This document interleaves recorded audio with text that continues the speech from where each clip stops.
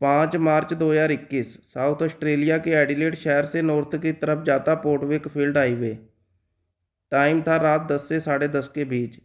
इसी हाईवे पर blue metallic 2009 model Holden Commodore पूरी रफ्तार के साथ बढ़ रही थी अपने मंजिल की तरफ, जो थी एडिलेड से 419 किलोमीटर दूर पड़ती एक जगह मोरोलाना क्रीक। गाड़ी ड्राइव कर रहा था 21 साल का तारिकजोत सिंह। हाईवे पर लगे एक सीसीटीवी से खींची गई एक फ़ोटो में तारिकजोत गाड़ी में अकेला दिखाई देता है। ड्राइवर की साथ वाली सीट पर भी कोई नहीं होता और ना ही गाड़ी की पिछली सीटों पर कोई बैठा होता है। लेकिन गाड़ी में तारिकजोत अकेला नहीं था। गाड़ी की डिग्गी में कैद होती है इसकी तरफ से किडनैप करके लाई गई 21 साल की जस्मीन कौर। अगले 8 घंटों में इसकी तरफ से जो कुछ भी जस्मीन कौर के साथ किया गया, आज की वीडियो इसी पर है। जस्मीन कौर की फैमिली में 4 मेंबर होते हैं। इनकी माँ और 2 भाई बहन। इनके पिताजी की कुछ साल पहले ही मृत्यु हो चुकी थी। जस्मीन कौर नर्सिंग की पढ़ाई ऑस्ट्रेलिया में करना चाहती थी, इसलिए 2018 में पीछे 2 भाई बहन और अपनी मां को छोड़कर जस्मीन इंडिया से ऑस्ट्रेलिया आ जाती है। ऑस्ट्रेलिया के एक एडिलेड शहर में अपने आंटी अंकल के साथ रहना शुरू कर देती है। ये आंटी अंकल शायद उसके मामा मामी थे, इसके बारे में पक्की जानकारी नहीं मिलती। जस्मीन कौर नर्सिंग की पढ़ाई करने के साथ साथ एक सदन क्रॉस नाम के वृद्ध आश्रम में बुजुर्गों की देखभाल का भी काम करती थी। नर्सिंग की पढ़ाई करने वाले ज़्यादातर स्टूडेंट वृद्धाश्रम में काम करते हैं, क्योंकि ये काम नर्सिंग की पढ़ाई को कॉम्प्लीमेंट करता है। 2018 में ही एडिलेड में जस्मीन कौर की एक तारिकजोत नाम के लड़के के साथ मुलाकात हुई। ये लड़का भी पंजाब के एक गांव से एडिलेड कंप्यूटर साइंस की पढ़ाई करने आया हुआ था। पुलिस के हिसाब से इसी साल ही इनका रिलेशनशिप शुरू हो गया था। रिलेशनशिप के दौरान तारिकजोत ने जस्मीन कौर को अपने कंट्रोल में रखना शुरू कर दिया। जस्मीन कौर के परिवार को इस लड़के का एटीट्यूड और जस्मीन कौर को कंट्रोल करना पसंद नहीं था। इसी कारण वो जस्मीन कौर को इस लड़के से दूर रहने की सलाह देते हैं। जस्मीन कौर की तरफ से 4 जनवरी 2021 में इस रिलेशनशिप को ख़त्म कर दिया गया। यहाँ एक बात तो साफ थी कि रिलेशनशिप के ख़त्म होने का कारण इस लड़के का कंट्रोलिंग बिहेवियर ही था। पुलिस को मिले जस्मीन कौर के फ़ोन में से कुछ मैसेज इस बात की पुष्टि करते हैं। जस्मीन कौर के रिलेशनशिप ख़त्म करने के बावजूद भी तारिकजोत उसको मैसेज और फ़ोन करने बंद नहीं करता। अब उसके मैसेज धमकियों का रूप ले चुके थे। इन मैसेजों के बीच जस्मीन कौर को सुसाइड करने की धमकी दी जाती है अगर उसके साथ रिलेशनशिप कंटिन्यू नहीं रखती। इसके अलावा तारिकजोत के पास जस्मीन की उसके साथ कुछ फ़ोटोएँ होती हैं। वो उन फ़ोटोओं को उसकी फैमिली को भेजने की धमकी देने लग जाता है। तारिकजोत कुछ फ़ोटोएँ जस्मीन कौर की फैमिली को भेज भी देता है। इन्हीं हरकतों से परेशान होकर जस्मीन ने 28 जनवरी 2021 को पुलिस के पास जाकर एक एफिडेविट दिया, जिसमें उसने साफ साफ शब्दों में तारिकजोत के परेशान करने को लेकर लिखा। इस एफिडेविट के बीच जस्मीन कौर बताती है कि रिलेशनशिप ख़त्म होने के 3 दिन बाद 7 जनवरी 2021 को जब वो रात के 10 बजे अपनी शिफ्ट ख़त्म करके काम से बाहर आ रही थी, तब तारिकजोत उसकी गाड़ी के पास खड़ा होकर उसकी वेट कर रहा था। जस्मीन कौर ने तब भी उसे समझाने की कोशिश की, लेकिन उसके बाद भी उसने परेशान करना नहीं छोड़ा। पुलिस रिपोर्ट करने के बाद 7 फरवरी 2021 को पुलिस वाले तारिकजोत को मिलकर जस्मीन कौर को तंग परेशान ना करने की वार्निंग देते हैं। पुलिस की वार्निंग के बावजूद तारिकजोत ने तंग परेशान करना नहीं छोड़ा। अगले 2-3 हफ्तों में इन दोनों के बीच कई मैसेज और फ़ोन कॉल एक्सचेंज की गई। इन मैसेज और फ़ोन कॉल्स के बीच तारिकजोत कुछ ऐसी बातों को कहने लग गया था जिससे सीधा सीधा पता लगता था कि जस्मीन कौर की ज़िंदगी खतरे में है। पुलिस रिपोर्ट में कुछ ऐसे शब्द मेंशन किए गए हैं जो होते हैं wait and watch, needing to take a stand, think before you action. इन मैसेजों के जवाब में जस्मीन कौर की तरफ से उसकी हरकतों को चीप बताया गया। इस टाइम पर तारिकजोत दिमाग से कितना स्टेबल था इसके बारे में कोई जानकारी नहीं मिलती जो उसके साथ रहने वाले या उसके दोस्तों के द्वारा दी गई हो। ये वो समय था अब उसको बातचीत करने के लिए किसी अपने की ज़रूरत थी, जिससे उसका स्ट्रेस कम हो सके। ये भी सवाल खड़ा होता है कि उसके दोस्तों को इसके रिलेशनशिप के टूटने के बारे में पता था या नहीं। अगर पता था तो उन्होंने क्या रोल प्ले किया उसकी दिमागी हालात को ठीक करने का या और ख़राब करने का। दूसरी तरफ जस्मीन कौर के हालातों के बारे में उसके फैमिली फ्रेंड्स और उसके साथ काम करने वालों को अच्छी तरह पता होता है।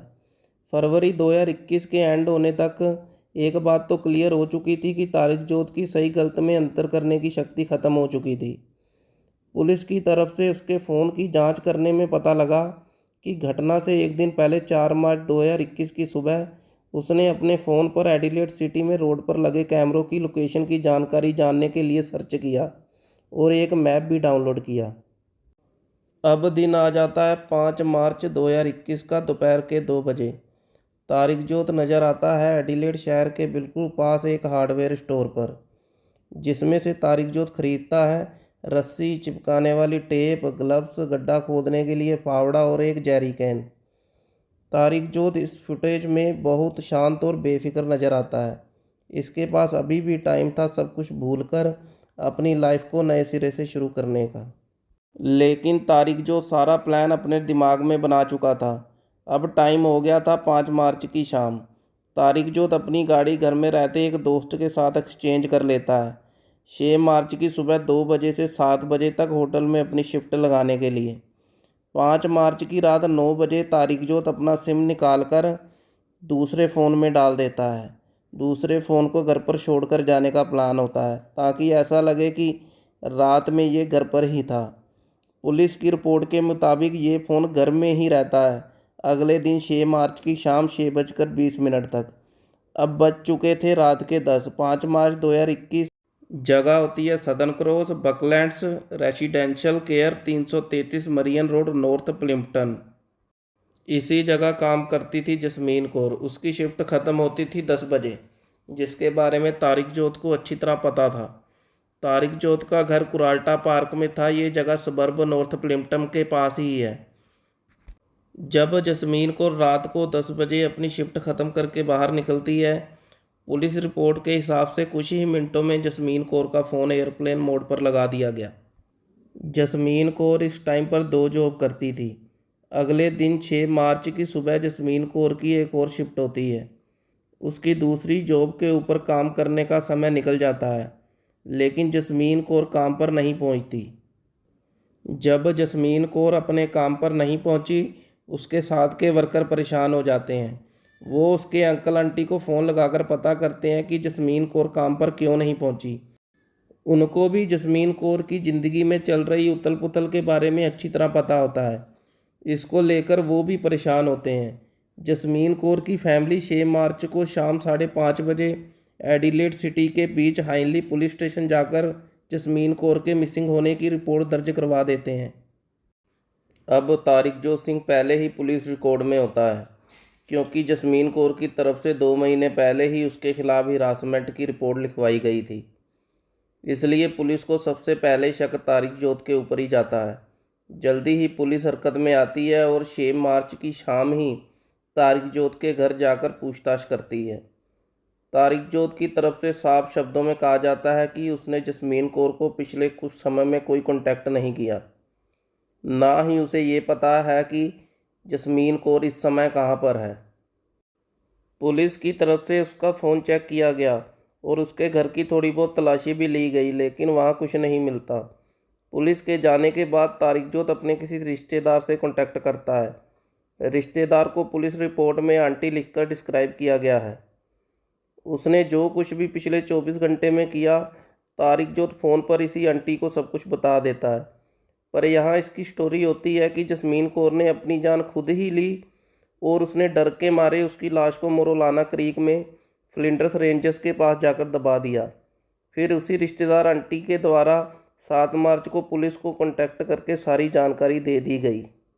जानकारी मिलने के बाद पुलिस दोबारा तारिक जोत के घर जाकर उसे अरेस्ट कर लेती है।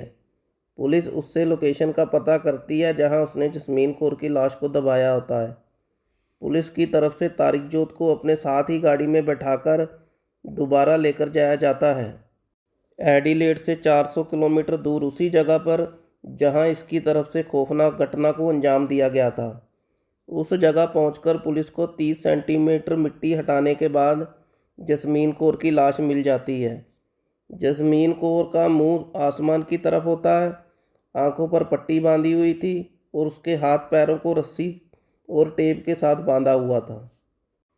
उसने अभी भी काम वाले कपड़े ही पहने हुए थे।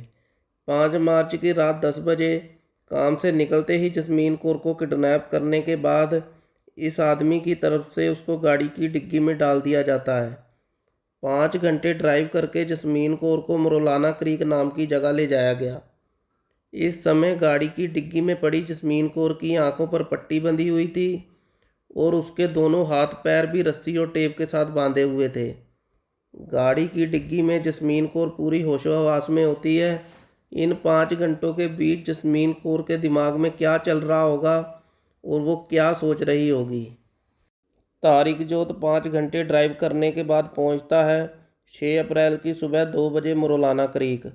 यहाँ इस आदमी की ओर से 60 सेंटीमीटर चौड़ा, 140 सेंटीमीटर लंबा, 80 सेंटीमीटर गहरा गड्ढा खोदा गया। पुलिस रिपोर्ट के बीच जसमीन कौर के गले में एक कट का निशान भी बताया गया है, जिससे ये लगता है कि इस आदमी ने पहले कोशिश की हो उसे चाकू से कत्ल करने की, लेकिन ये इंसान इतना बुज़दिल निकला कि मारते वक्त जसमीन कौर के साथ नज़र भी नहीं मिला पाया, जिस कारण इस आदमी ने जसमीन कौर को जिंदा ही गड्ढे में फेंककर ऊपर से मिट्टी डालकर दबा दिया। जिंदा दफन करने की पुष्टि पोस्टमार्टम रिपोर्ट में होती है। मौत का कारण सांस का घुटना बताया गया है। जसमीन कौर ने जब सांस लेने की कोशिश की, काफ़ी सारी रेत उसके नाक व मुंह के रास्ते अंदर चली गई। कत्ल को अंजाम देने के बाद वापसी में इस आदमी ने 100 किलोमीटर दूरी पर एक डस्टबिन में जसमीन कौर का सारा सामान फेंक दिया, जो होता है उसके नाम वाला name tag, driving licence, bank card और शूज। यहाँ ही पुलिस को रस्सी और टेप मिलती है, जो मैच करती थी जसमीन कौर को बांधने के लिए यूज की गई रस्सी और टेप के साथ। जब इसके घर की पुलिस की तरफ से तलाशी ली गई, पुलिस को जसमीन कौर का मोबाइल फ़ोन और एक की रिंग मिलता है। पुलिस की तरफ से इसको अरेस्ट करने के बाद इसके ऊपर जसमीन कौर का कत्ल करने का चार्ज लगाया गया। इसने कई बार अपने बयान बदलने की कोशिश की। पहले ये कहता है कि जसमीन कौर ने आत्महत्या की है, फिर ये कहता है कि इन दोनों ने इकट्ठे आत्महत्या करने का प्लान बनाया था। इसकी हिम्मत नहीं हुई अपनी जान लेने की, इसलिए ये एंड मौके पर पीछे हट गया। पर इसकी डिफेंस टीम को पता था कि इसके ये झूठ ज़्यादा टाइम नहीं चलने वाले और पुलिस के पास बहुत ज़्यादा सबूत इकट्ठे हो चुके हैं इसके खिलाफ। ये अपना जुर्म माने या ना माने, इसका इस केस पर कोई ज़्यादा इम्पैक्ट नहीं पड़ने वाला था।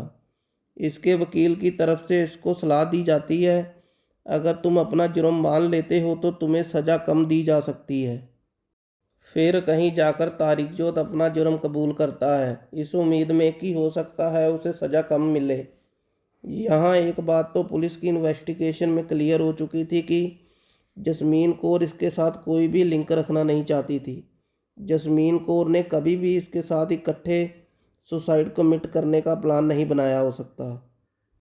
जब इस आदमी की वीडियो आ जाती है एक हार्डवेयर स्टोर में से वो सब सामान खरीदने की जो इसने जसमीन कौर को मारने के लिए यूज किया, इस बात से क्लियर हो जाता है कि सारे प्लान में ये अकेला ही शामिल था और इसने ये सारा सामान कत्ल करने के लिए ही खरीदा था। इसकी डिफेंस टीम की तरफ से कुछ पॉइंट रखे गए जज के सामने, इस उम्मीद में कि सज़ा देते वक्त जज थोड़ा रहम करेगा। तारिक जोत की डिफेंस टीम ने कहा कि तारिक जोत ने अपने बचपन में ही फैमिली वायलेंस देखी होती है और इसका अपने फादर के हाथों भी फिजिकल अब्यूज़ हुआ।